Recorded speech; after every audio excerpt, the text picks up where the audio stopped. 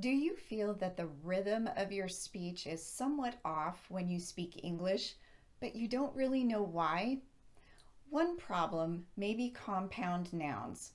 Stay tuned and I'll explain. Hey there, I'm Lori with Pronunciation Pro, and in each of my videos I provide just a snippet of information about American English pronunciation. A snippet is a small amount of something. So by keeping the information bite-sized and manageable, I'm hoping to make your job of learning to speak the language fluently a little bit easier. So let's talk about compound nouns. They're actually super common in English. We use them all the time. But many of my students don't know how to stress them.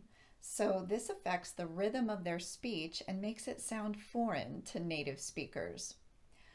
So let's first define a compound noun. It's two or more words that when put together form a noun. The words being joined don't have to be nouns, just two or more words that make a noun when they're put together. Here are some examples: night shift, playlist, spacebar, and brother-in-law. Notice that in some cases the words are joined together to form one word. In other cases the two words are separated by a space, and in some cases the words are joined by hyphens. But in all of these examples, the words next to each other create a noun. The important thing to know about compound nouns is that the first word should receive the most emphasis. We do this by raising our pitch on that first word.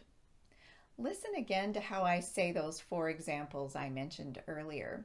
See if you can hear the pitch difference in the first word compared to the others. Night shift, playlist, spacebar, brother-in-law. Now, these same words can occur next to each other in a sentence and not form a noun. Here are some examples of sentences where the words form a compound noun in one sentence, but not in another. The President of the United States lives in the White House.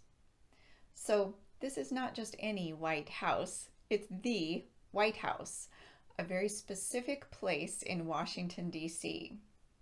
In contrast, my grandma lives in a white house.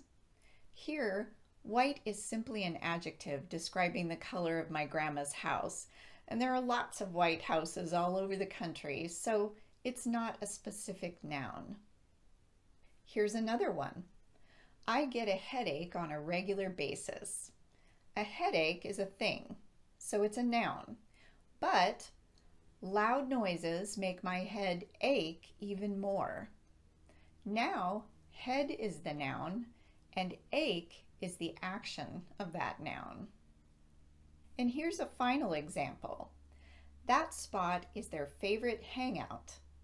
Here, hangout is a thing, which makes it a noun. But, do you want to hang out with us tonight?